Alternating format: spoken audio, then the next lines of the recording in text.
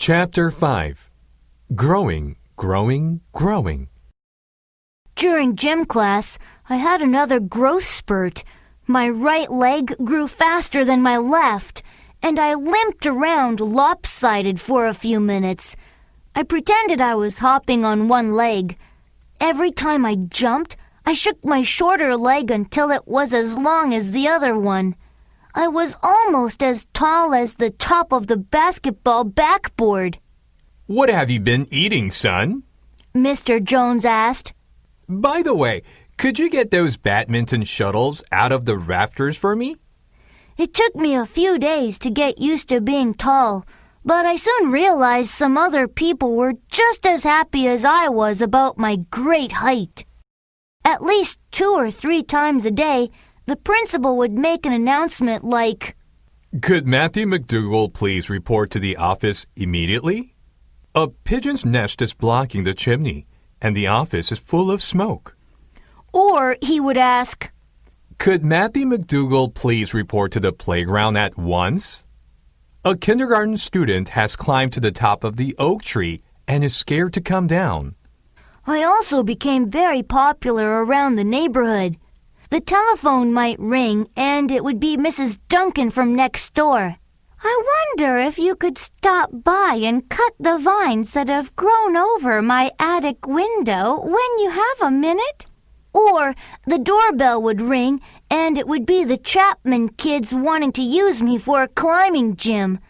I didn't dare stay in the backyard for more than a few minutes. A family of pigeons was determined to build a nest in my hair.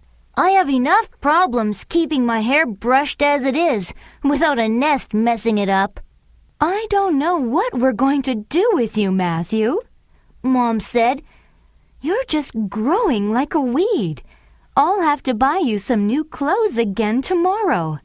Just look at your feet. I don't know if I'll be able to find basketball sneakers that big.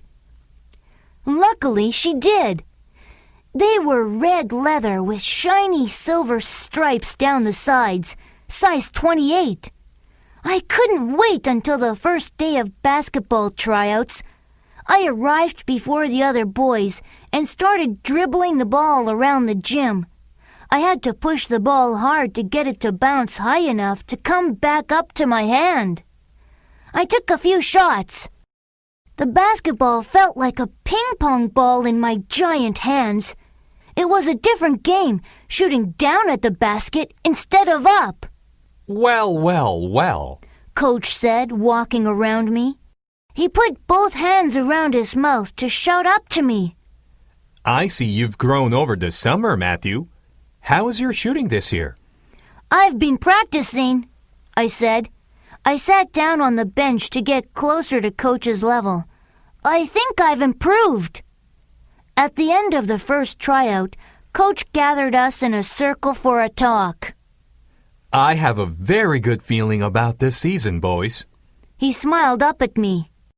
A very, very good feeling.